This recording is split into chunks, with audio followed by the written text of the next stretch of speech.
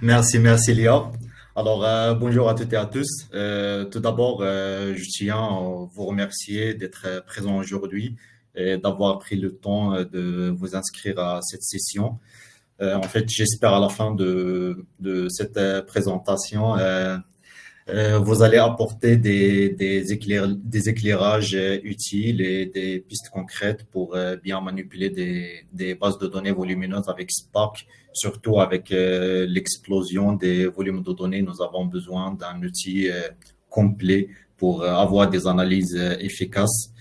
Ce qu'on va voir aujourd'hui, on va commencer par une introduction à Spark pour comprendre son rôle, son architecture, sa création, ses fondateurs, etc.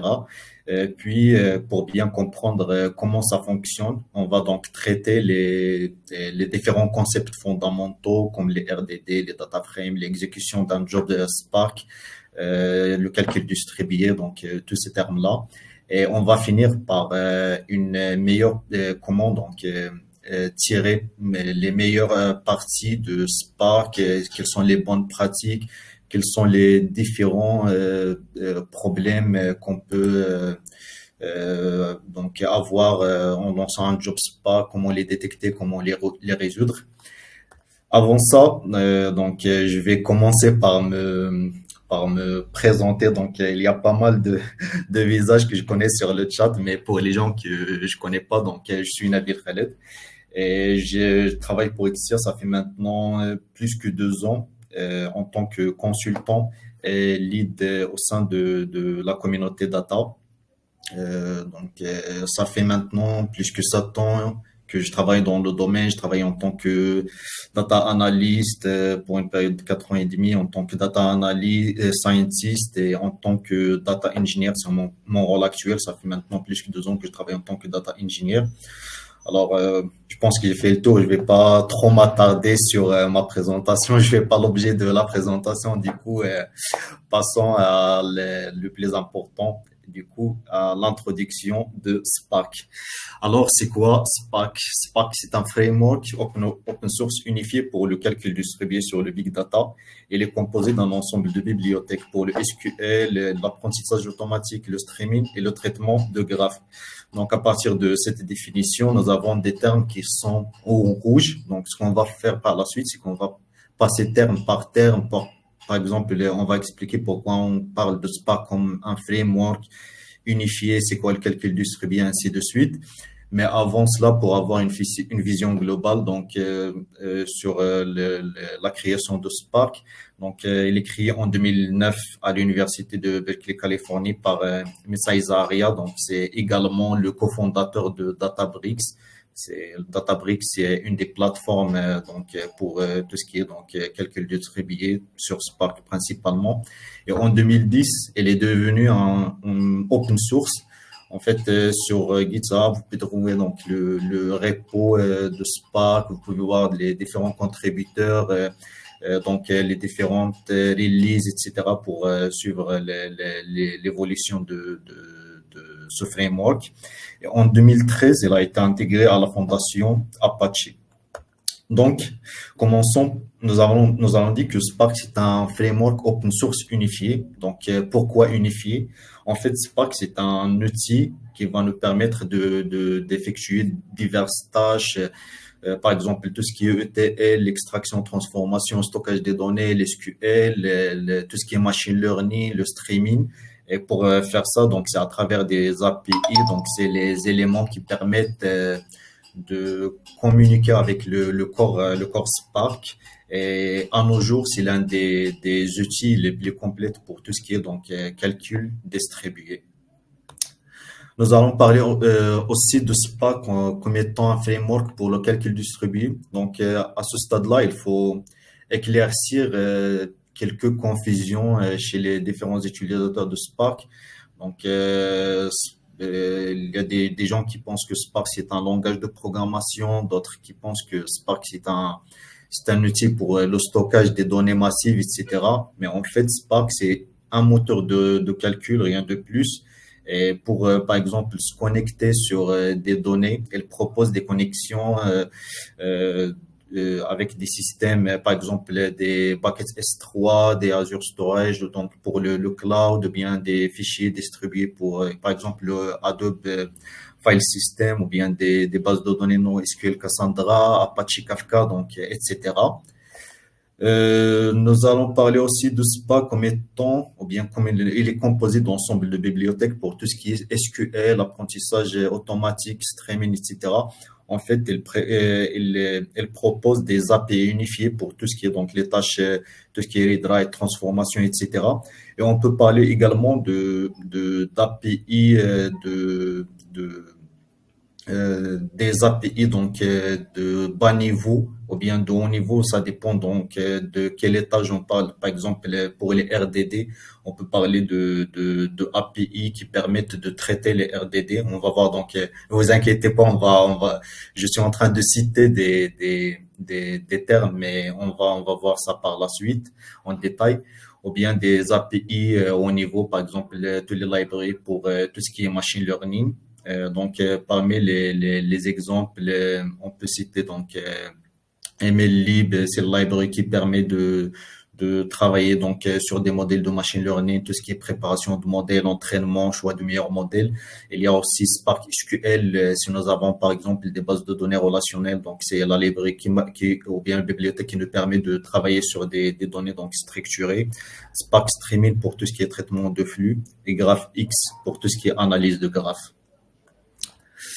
Donc, pour les langages supportés par Spark, donc on peut travailler avec divers langages, donc Scala, Java, SQL, R et Python. Mais ce qu'il faut comprendre, c'est à la base, Spark il est écrit en Scala, donc c'est le langage qui s'exécute sur des machines virtuelles, donc Java. Et pour pouvoir donc travailler avec les différents langages, nous avons donc ce qu'on appelle les API. Et on entend souvent parler de, par exemple, PySpark. PySpark, c'est pas un langage, mais en fait, c'est l'API qui permettent de travailler ou bien d'interagir avec le corps Spark en utilisant le langage Python. Alors, avant de passer aux concepts fondamentaux, donc, je veux donc attirer votre attention que j'ai vraiment essayé de synthétiser. Donc, en fait, ce que je vais présenter pendant 1 heure maintenant, c'est le résumé d'une formation que j'ai effectuée donc pendant, je pense, deux jours. Donc, ça nous a pris à peu près donc plus que 14 heures. Du coup, je vais vraiment parler des concepts fondamentaux, donc des principaux problèmes rencontrés. Donc, du coup, n'hésitez pas à poser des questions.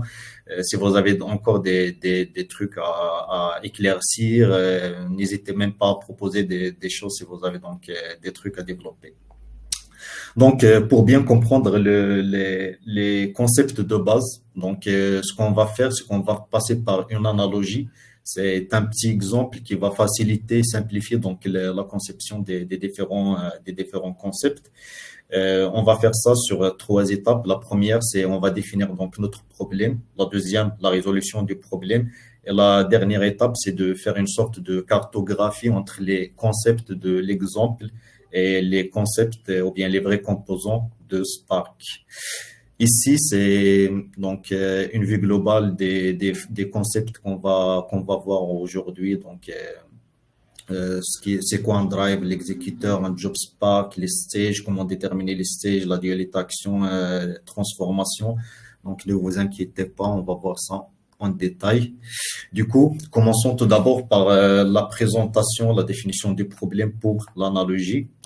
Supposons par exemple que j'ai des bonbons, donc c'est pareil à M&M's, donc c'est des bonbons avec avec des donc différentes couleurs. Et le problème pour moi, c'est que je déteste les D&B, donc au lieu de M&M's, on va les appeler D&B. Donc je déteste les D&B en marron. Et supposons que j'ai une personne donc pour faire la tâche pour moi.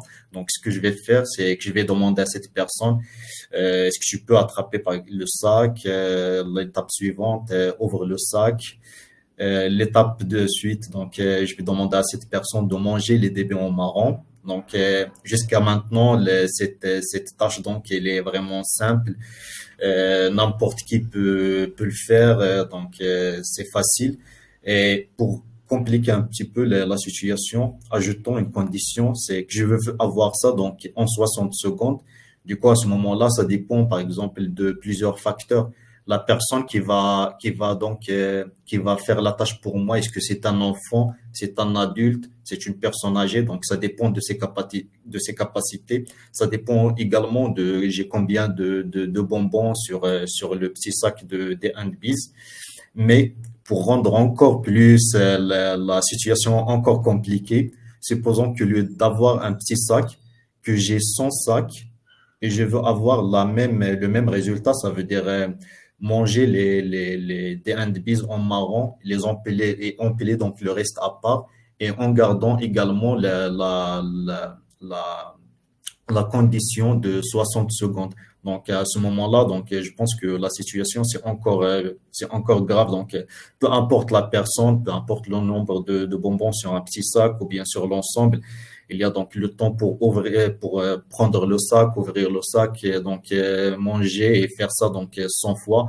À ce moment-là, donc c'est encore compliqué. Et du coup, nous avons quelques questions auxquelles on doit répondre avant de procéder à la résolution de ce problème.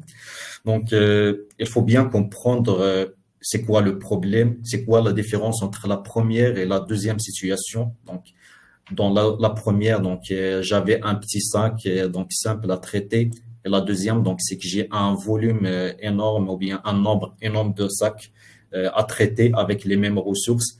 Et je dois comprendre j'ai quoi comme ressources à ce moment-là et j'ai quoi de ressources par la suite pour pouvoir résoudre ce problème. Alors, passons à la deuxième étape, c'est la résolution de problème. Supposons maintenant qu'au lieu d'avoir une seule personne pour faire cette tâche-là, j'ai donc plusieurs tables, au total 6 tables et 2 personnes par table. Ça veut dire au lieu d'une personne, j'ai 6 personnes. 2 fois 6, c'est combien? C'est 2. Et du coup, et j'ai la personne en rouge. C'est soi-disant la personne qui va donner des ordres. Et j'ai mon sac son sac de des handpiece. Donc, on va supposer par exemple que chaque personne puisse traiter, ouvrir et traiter un petit sac. Alors, par quoi on va commencer? On va donc prendre les 100 sacs, on va commencer à les subdiviser à des petits sacs qui sont simples à gérer et à traiter. On va donc accorder ou bien attacher un chiffre, un numéro unique à chaque tas, c'est ce qu'on va appeler l'identifiant. Et on va faire pareil pour les personnes qui sont prêtes à faire donc cette tâche. Pour moi, on va attribuer des lettres A, B, C, D donc pour chaque personne. Et ensuite, on va attribuer donc un sac à une personne. Ça veut dire que, par exemple, la personne A va choisir le sac 2, 2 va recevoir le numéro 3 et ainsi de suite. Et la personne en rouge, ce qu'elle va faire, c'est qu'elle va lancer l'instruction aux 2 personnes. Donc, il va demander, par exemple, manger des handbins en marron et empiler le reste dans un coin. Ce que je vais remarquer au bout d'un certain moment, que j'ai des personnes qui sont plus rapides que d'autres. Par exemple, le A, le E, le H et le G. Ils ont déjà donc filtré les bonbons, ils ont empilé le reste. Alors que j'ai le reste donc des personnes, ils sont donc plus lents que les autres. Ce qui va créer pour moi un problème. Ça veut dire que chacun donc ça a son rythme. Et le problème, c'est au bout d'un certain moment, je vais avoir des personnes qui sont inactives. Et à ce moment-là, il y a la personne en rouge qui va intervenir pour distribuer donc le reste des sacs à ces personnes-là. Du coup, il va, par exemple, le A, E, H, G, ils vont donc recevoir le reste, le 1, 5, 4 et 8. Et du coup, tout le monde, ils vont donc continuer à travailler et travailler encore jusqu'à tout est fait. Et j'ai donc tous les bonbons qui sont empilés à part. Donc, une fois l'exemple est compris, passons maintenant à une sorte de cartographie de comment on va comprendre donc le fonctionnement d'un cluster Spark ou bien une architecture Spark par rapport à ce on vient de voir. Donc, pour rappel, c'est les différents concepts qu'on va voir aujourd'hui, donc les drives, les executors, les classes, les nœuds, etc.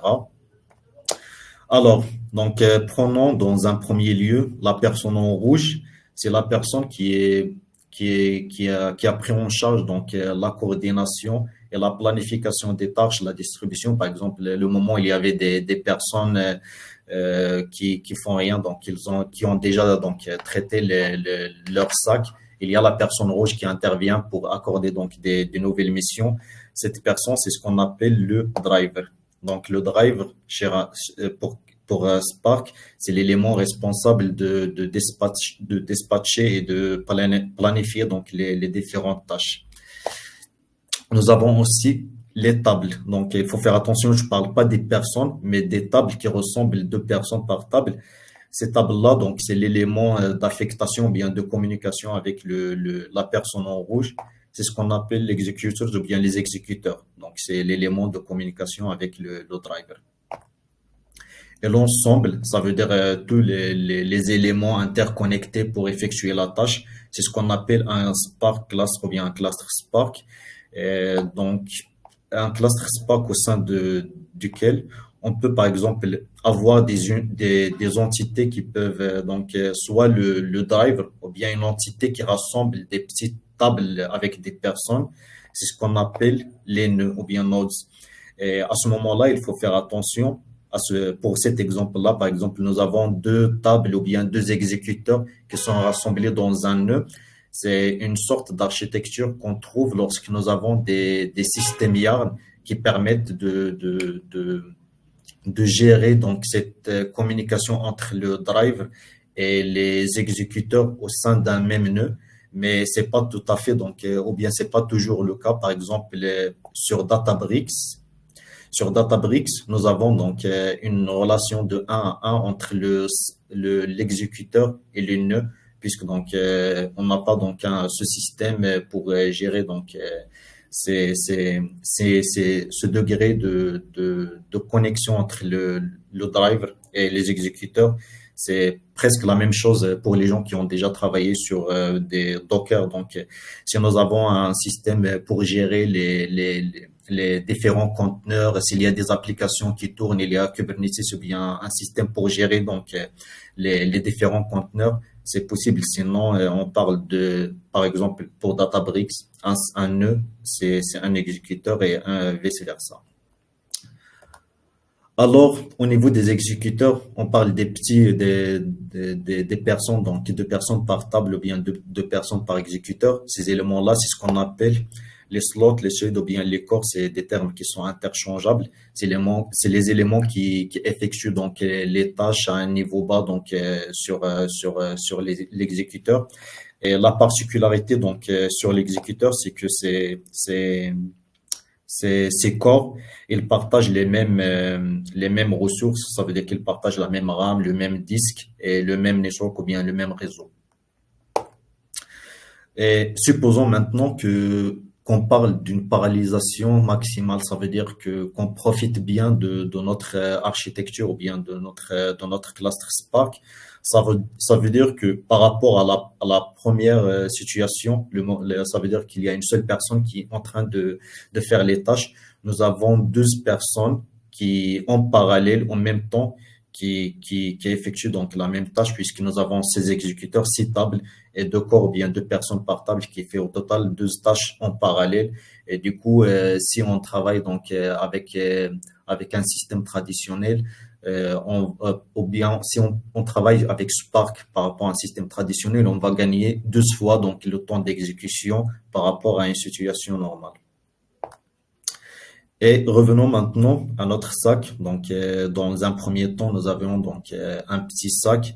Puis, la différence, c'est que nous avions donc 100 sacs. C'est ce qu'on appelle le big data. Donc, c'est avoir un volume énorme de data qu'on peut pas traiter avec les outils traditionnels, par exemple des data frames avec des pandas ou bien des libraries comme NumPy. Et du coup, les 100 sacs, c'est notre dataset.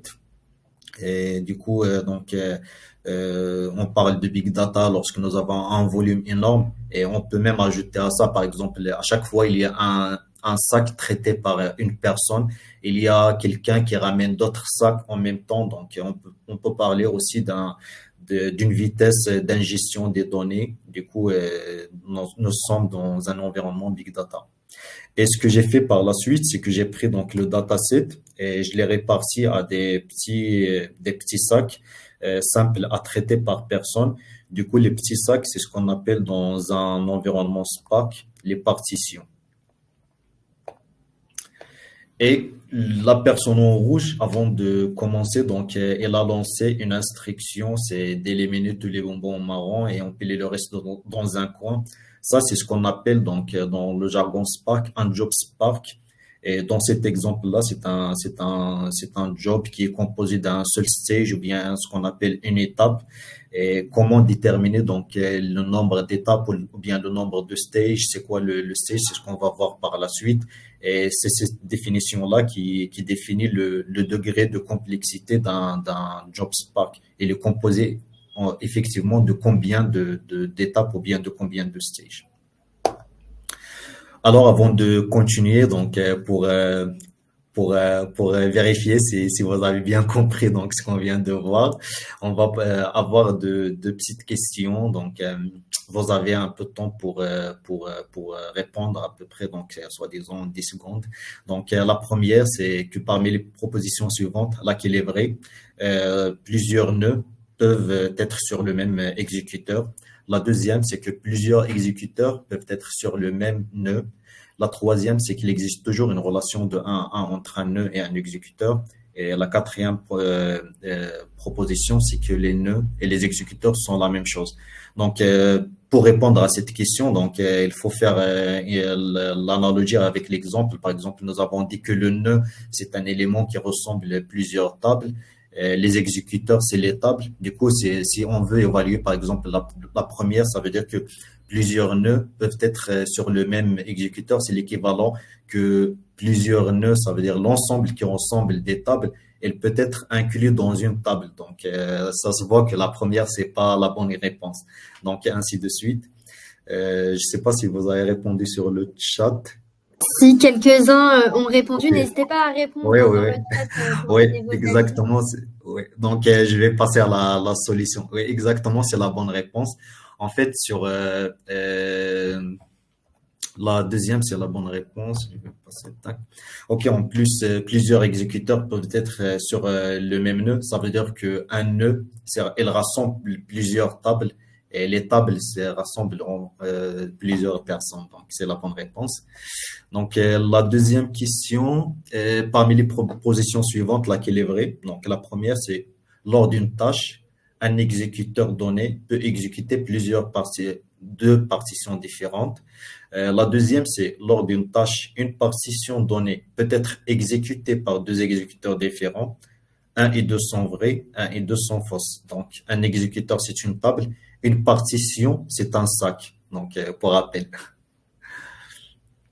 Ok, donc j'ai des Donc, encore réponses. une fois, n'hésitez pas à mettre vos réponses dans le chat Ouais, avant qu'on vous donne la bonne réponse.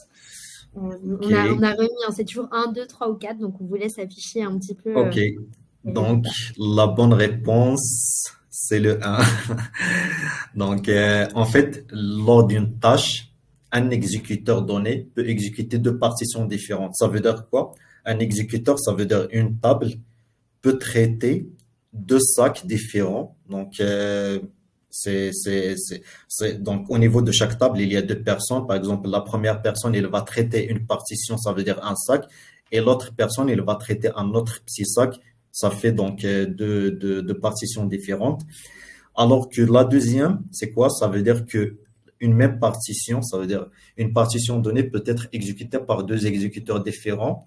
Ça veut dire que le même sac peut être traité par deux personnes différentes, ce qui contredit même le principe de Spark. Donc, le Spark, c'est que on va paralléliser donc les traitements et un sac va passer chez une seule personne. Et une fois le sac passe chez une seule personne, donc c'est bon, nous avons les résultats. C'est pas la peine de passer le même sac chez plusieurs personnes, sinon on va pas profiter de ce qu'on appelle la parallélisation ou bien le calcul distribué. Du coup, le principe, c'est d'avoir la même tâche qui s'exécute en parallèle et à la fin, on va avoir l'agrégation des résultats. Et du coup, c'est la première réponse, c'est la bonne réponse. Et si on parle donc d'un concept donc global d'architecture d'un cluster Spark pour récapituler, donc nous avons le driver, c'est en haut, c'est le driver node, c'est celui qui pilote, qui orchestre donc les différentes tâches, c'est lui qui affecte les tâches workers ou bien les nodes niveau bas, donc c'est les exécuteurs, puis les corps. Et du coup, on initie ce qu'on appelle le Spark Session. Supposons que nous avons un script en Python ou bien en R. Donc, il y a le driver qui va initier donc la Spark Session. La Spark Session, c'est le moment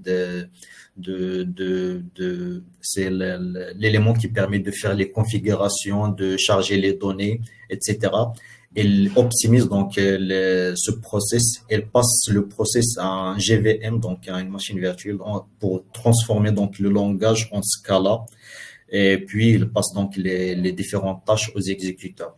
Et puis, donc, les workers ou bien les nodes, ils sont ils sont composés de plusieurs processus ou bien plusieurs exécuteurs. Comme j'ai mentionné tout à l'heure, donc sur Databricks, il y a une relation de 1 à 1 entre les nœuds et les exécuteurs, c'est la même chose. Et du coup, les codes, ils sont donc traduits en Scala, ils sont lancés dans un GVM. Et comme j'ai mentionné tout à l'heure, donc les différents corps, ils partagent les mêmes ressources en termes de RAM, de disque et en termes de réseau. Et si nous avons un système YARN, donc pour gérer les différents exécuteurs, à ce moment-là, on parle d'un nœud qui contient plusieurs exécuteurs. Et sinon, on peut parler aussi d'un autre composant, c'est ce qu'on appelle au niveau global, donc c'est le cluster manager. Donc, ce qu'on vient de dire, c'est que le drive, c'est l'élément qui est responsable de dispatcher ou bien planifier les tâches et d'affecter les tâches aux exécuteurs. Il y a le cluster manager, par contre, ou bien le gestionnaire de cluster, c'est le composant qui contrôle donc les machines physiques. Ça veut dire quoi? Ça veut dire que on va voir par la suite, donc le moment où nous avons un traitement, il y a une communication entre le driver et le cluster manager pour allouer les ressources physiques optimales pour exécuter le job. Et il y a plusieurs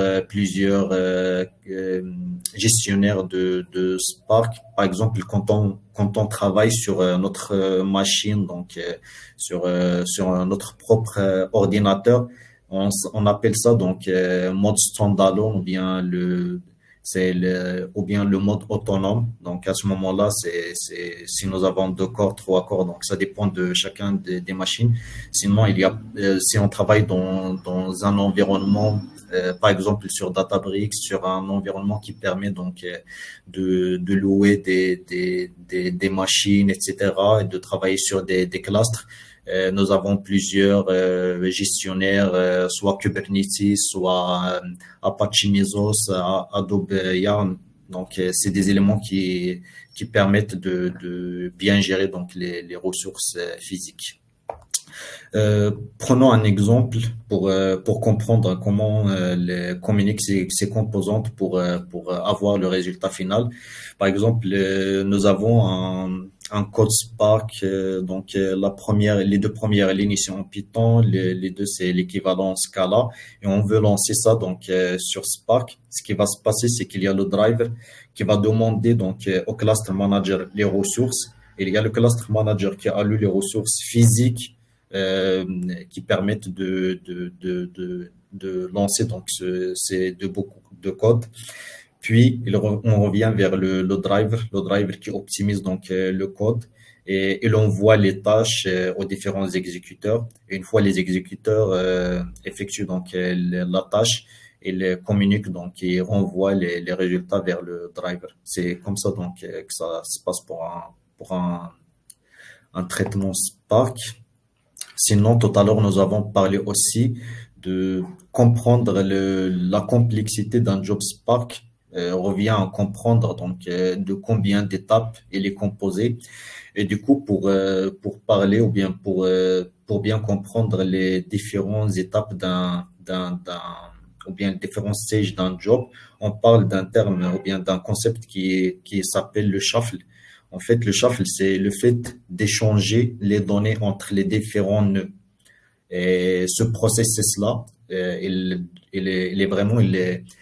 est chronophage en termes de temps et il consomme plus de ressources aussi. Donc, c'est coûteux en termes de coûts et en termes de, de, de temps. Du coup, c'est un des choses qu'il faut optimiser pour bien tirer donc la meilleure partie de Spark. Et nous avons donc un exemple de comptage. Et il est composé de deux étapes puisqu'il y a un shuffle, c'est ce qu'on va voir sur l'exemple de suite. Et on peut avoir donc une succession d'opérations, mais elles sont considérées comme une seule étape. Par exemple, la lecture, le mapping, le filtrage, elles s'effectuent sur le même exécuteur. Et du coup, on parle d'une seule étape. Pour bien comprendre ce principe, revenons à notre exemple. Et à la place de filtrer les bonbons donc, et empiler le reste, supposons que notre objectif pour le moment, c'est de faire un compte, c'est de savoir sur les 100 sacs, j'ai combien de bonbons. Et pour ce job-là, normalement, il est composé de deux étapes. La première étape, c'est d'avoir un calcul au niveau de chaque nœud ou bien au niveau de chaque exécuteur. Par exemple, les deux premiers AB, ils ont trouvé 5, c'était 4, 5, 6. Donc, ça, c'est la première étape. Et l'échange de données, donc, ces exécuteurs, ils vont communiquer donc le résultat trouvé vers le driver node qui est considéré comme nœud. Et du coup, il y a un échange entre les différents nœuds. Et c'est ce qu'on appelle shuffle, c'est l'échange des données entre les différents exécuteurs. Et pour bien encore comprendre la situation, prenons un exemple concret. Et supposons par exemple que j'ai un fichier Excel qui est vraiment volumineux, CSV, donc parquet, donc peu importe les données. Le fichier il est dans un bucket S3 quelque part. Et moi, donc, le fichier, il contient, donc, chaque ligne représente un citoyen. La première colonne, c'est l'identifiant. Deuxième, c'est la ville de résidence. Et la troisième, c'est son âge. Et pour moi, donc, je veux, par exemple, savoir c'est quoi l'âge moyen par ville. Ça veut dire que je vais appliquer un filtre pour les âges supérieurs à 18 ans, puis un groupe by par ville. Et du coup, les étapes par lesquelles je vais passer, la première, c'est un read. Du coup, on va répartir le grand fichier à des partitions, donc 4 partitions. Chacune contient donc des citoyens. Je vais filtrer donc au niveau de chaque partition. Par exemple, pour la première partition, Lyon, le citoyen, il a 2 ans, ça veut dire que c'est pas adulte, donc je vais filtrer et ainsi de suite au niveau de la première, deuxième, troisième, quatrième. Et à ce moment-là, pour avoir donc le résultat par ville, pour faire le groupe by, je dois rassembler donc les villes, par exemple les deux partitions. La première, en deux partitions, la première, elle contient que Paris et Lyon, et la deuxième, elle contient que Toulouse et Marseille. Et à ce moment-là, je peux faire un groupe by. Et au niveau de Paris, moi, je vais avoir une nouvelle colonne, c'est ce qu'on appelle l'âge moyen au niveau de Paris. Pareil pour Lyon, Toulouse et Marseille. Donc cet échange-là, d'avoir donc de passer de 4 partitions à 2 partitions, c'est ce qu'on appelle le shuffle. Ça veut dire que je vais chercher Paris au niveau de toutes les partitions et je vais donc rassembler ça dans une nouvelle partition. Pareil pour Lyon, pareil pour Toulouse et Marseille. Et du coup, au final, nous avons donc les résultats qu'on communique avec le driver. Et pour l'ensemble, nous avons passé par 2 étapes ou bien 2 stages. La première, c'est le read et le filtre. C'est des opérations ou bien ce qu'on appelle des transformations qui se passent au niveau de même exécuteur, il n'y a pas d'échange de données. Mais une fois nous avons le shuffle, c'est la fin de la première étape et le commencement de la deuxième étape. Et une fois on fait l'exécution, on communique avec le driver. Donc c'est ce qui distingue un job Spark de l'autre, c'est le niveau de d'échange de données et c'est l'un des éléments qu'il faut optimiser pour avoir donc pour réduire les temps d'exécution et par conséquent réduire les coûts. Et c'est ce qu'on va voir par la suite, c'est l'optimisation et les meilleures pratiques. Donc, une des choses que nous avons commencé par le partitionnement, ça veut dire diviser le sac à des sacs plus petits, faciles à gérer.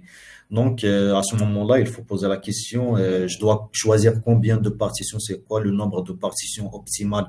J'avais 12 personnes pour faire les tâches, pourquoi pas 30 personnes, pourquoi pas 6 personnes. Donc, c'est quoi la différence et comment surtout avoir le juste équilibre entre le nombre de partitions et le nombre de corps alloués pour traiter le job Spark. Euh, Si nous avons par exemple trop de partitions, ça veut dire qu'on traite des petits fichiers. C'est chronophage surtout pour le driver node qui doit à chaque fois donc communiquer avec les exécuteurs pour affecter les nouvelles partitions aux exécuteurs qui sont qui ont terminé donc l'exécution des tâches. Et inversement, si nous avons trop peu de partitions, ça veut dire des partitions volumineuses. C'est comme on revient au premier donc problème, c'est d'avoir des données qui sont massives et difficiles à traiter, ce qui va générer peut-être des grands problèmes pour Spark, c'est les problèmes out of memory. Ça veut dire que la RAM ne supporte plus les données qui sont traitées au niveau des exécuteurs ou bien des corps. Du coup, il faut retenir une règle d'or. Donc, c'est par laquelle il faut commencer. Donc, c'est d'avoir un nombre de partitions qui est proportionnel au nombre de corps. Ça veut dire que fois 2 fois 3 si j'ai par exemple deux exécuteurs, avoir quatre partitions, comme ça, donc je suis sûr que les exécuteurs, ils sont tout le temps en running. Il n'y a pas un seul exécuteur qui a terminé et que je paye donc des ressources que j'utilise pas. Et parmi aussi les autres recommandations, c'est par exemple pour une mémoire de corps de 8 gigas, avoir des partitions maximum ou bien aux alentours de 200 mégas. Par contre, si j'ai par exemple 50 gigas de mémoire pour les corps, avoir ou bien réserver 1 giga de RAM. Ce qu'on va faire par la suite, c'est que on va voir les principaux problèmes auxquels qu'on peut rencontrer en travaillant avec Spark. On va voir donc le problème, c'est quoi, comment on peut le détecter, et c'est quoi les causes du problème et comment on peut le résoudre. Avant, on va parler de la Spark UI ou bien l'interface Spark. C'est l'un des outils qui permet donc, il présente différentes métriques qui permettent de détecter donc les points là où le job a pris beaucoup de temps, là où il y a des problèmes, etc. Si on travaille par exemple sur le local en mode standalone, normalement c'est sur le localhost 4040, mais si on travaille sur une autre plateforme, par exemple Databricks, en défilant le bouton connect qui liste donc les différentes ressources, soit les différentes ressources sur lesquelles nous avons travaillé récemment, ou bien ceux qui sont actifs, ou bien ceux qui sont en running. Un clic droit et on trouve le Spark UI qui va nous présenter différentes métriques pour le monitoring de notre job Spark. Alors, commençons par le premier problème ou bien l'un des majeurs problèmes, c'est ce qu'on appelle le skewness. Donc, c'est quoi?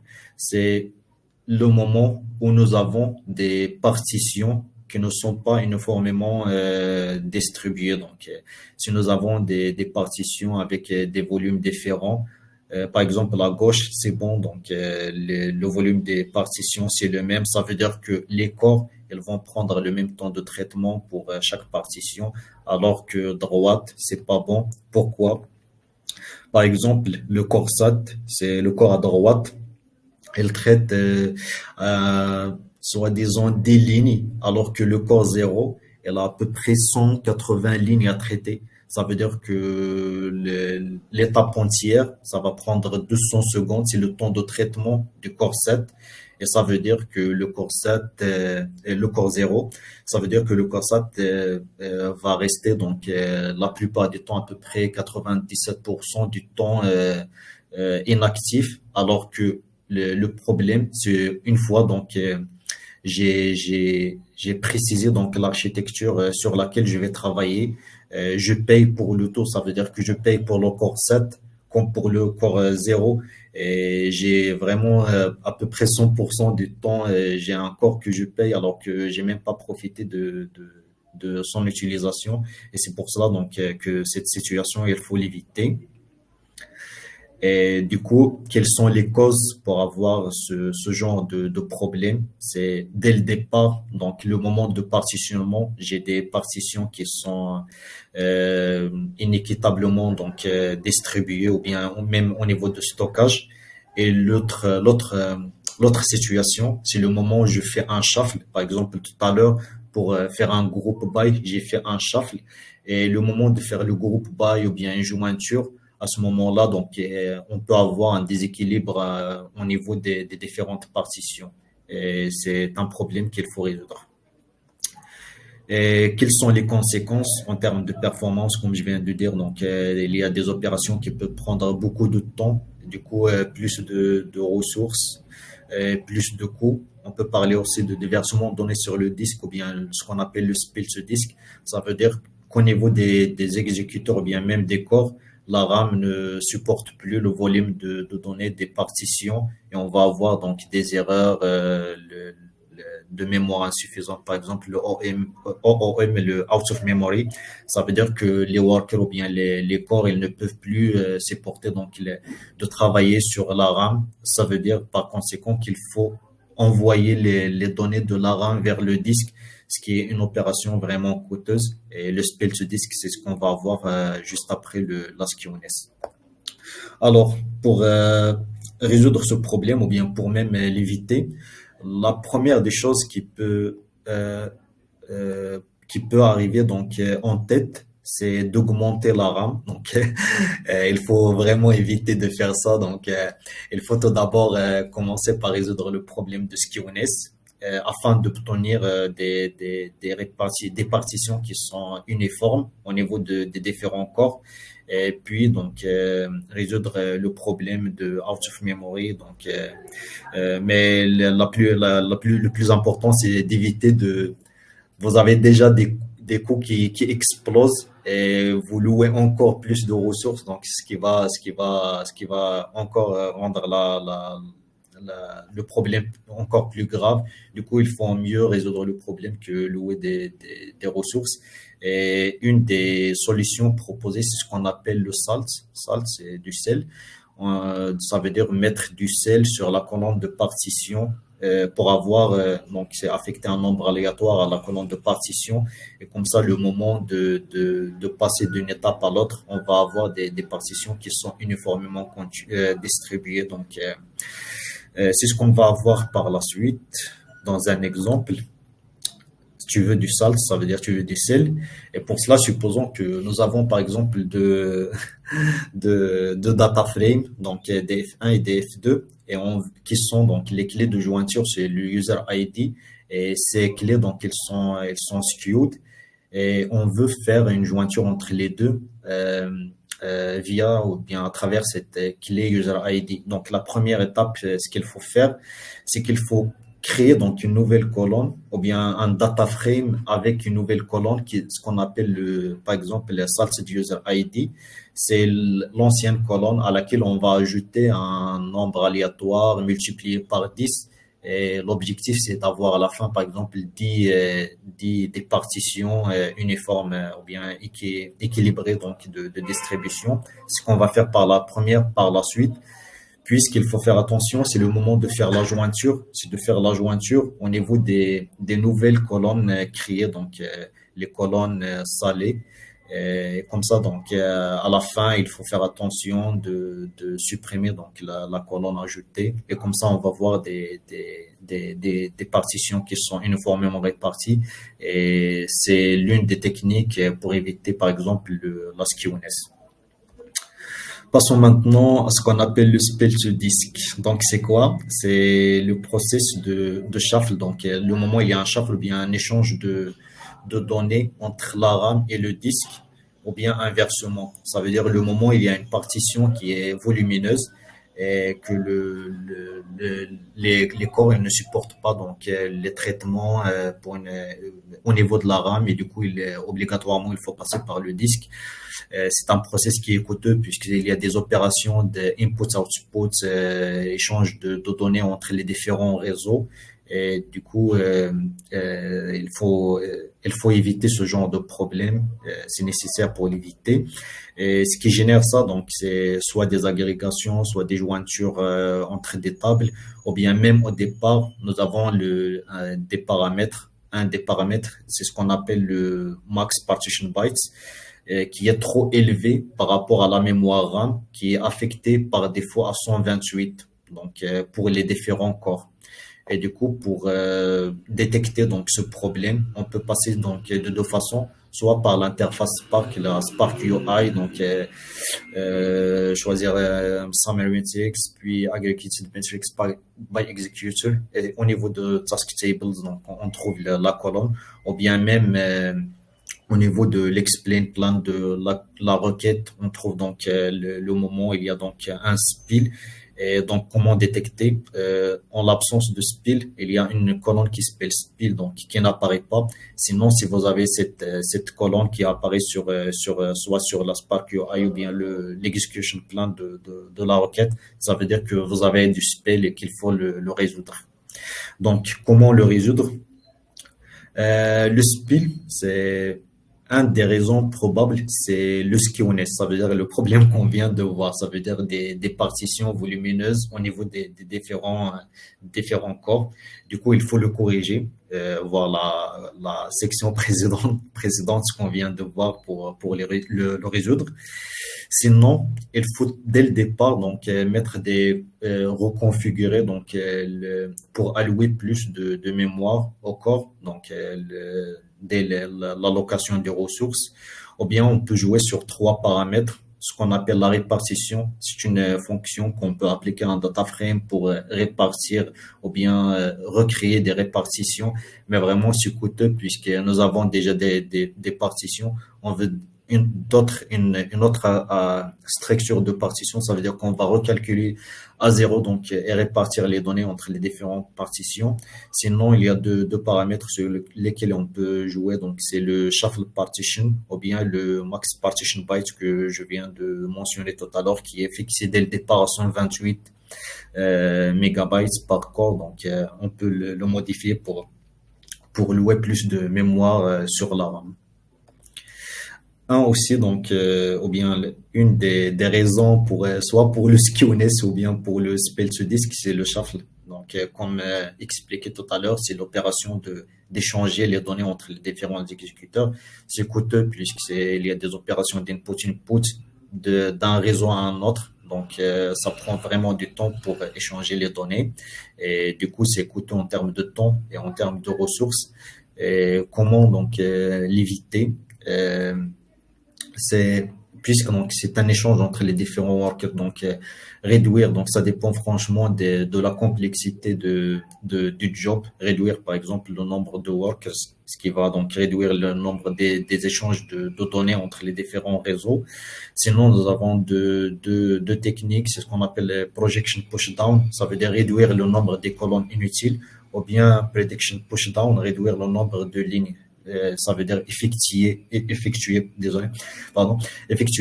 filtres dès le départ pour réduire donc le volume des données traitées. Sinon, nous avons une autre solution, c'est ce qu'on appelle la persistance pour sauvegarder les data frames fréquemment réutilisés. C'est la même chose que la persistance et le cache. Ça veut dire que si nous avons des jobs, là où on travaille le plus souvent avec des data frames, c'est de garder des data frames déjà calculés. Et comme ça, donc, on évite les différents calculs, les différents échanges de données pour avoir ces data frames. Donc, c'est presque la même chose que de travailler avec des vues matérialisées. Donc, c'est des tables qui sont déjà calculées à l'avance. Ou bien le broadcast joins si le problème est en faute de jointure.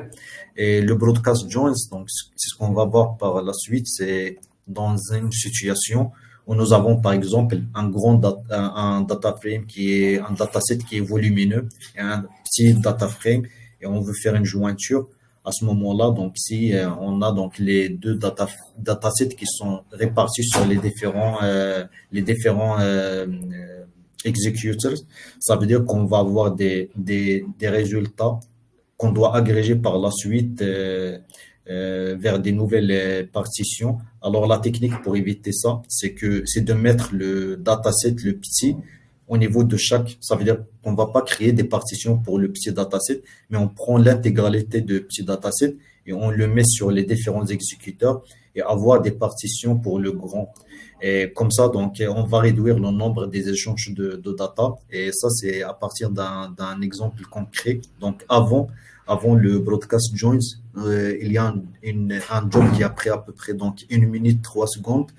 Et après le broadcast joins, 6 secondes. Ça veut dire qu'on a gagné 10 fois de temps d'exécution par rapport à avant. Ça, c'est l'architecture ou bien un graphe pour bien expliquer c'est quoi le broadcast join. Ça veut dire donc le small data frame, il faut mettre une copie intégrale sur les différents workers et avoir que des partitions pour le plus grand. Et comme ça, on évite les différents échanges de données sur les différents réseaux bien network. Et c'est tout. Merci pour votre attention. Et comme j'ai dit, donc, comme j'ai mentionné avant, donc, ça fait partie vraiment d'une, d'une formation que nous avons effectuée pendant 2, 3 jours au total. Donc, c'était 14 heures.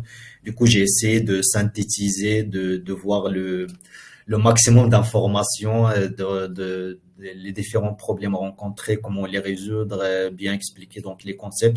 Sinon, si vous avez des questions, si vous avez donc, si vous voulez une autre session pour faire par exemple des petites démos sur Databricks, pour donc quoi que ce soit, n'hésitez pas. Donc,